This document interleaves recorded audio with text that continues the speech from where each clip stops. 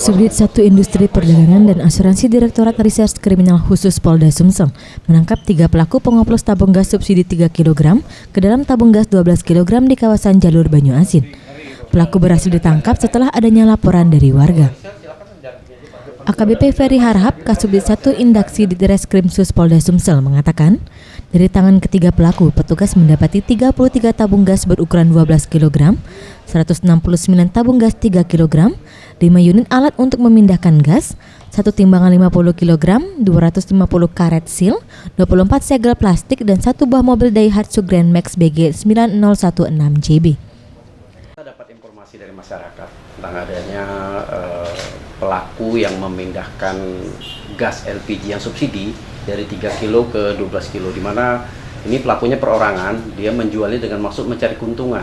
Sedangkan kita tahu sendiri kan, gas yang 3 kilo itu adalah subsidi pemerintah untuk masyarakat kecil, dipindahkan kepada gas yang 12 kg, tujuannya untuk mencari untung itu. Dia menjual ke jalur-jalur yang termasuk agak ke pinggiran, tapi ini kan sangat merugikan ini. Terutama kalau sudah ke 12 kilo kan dia sudah mencari keuntungan.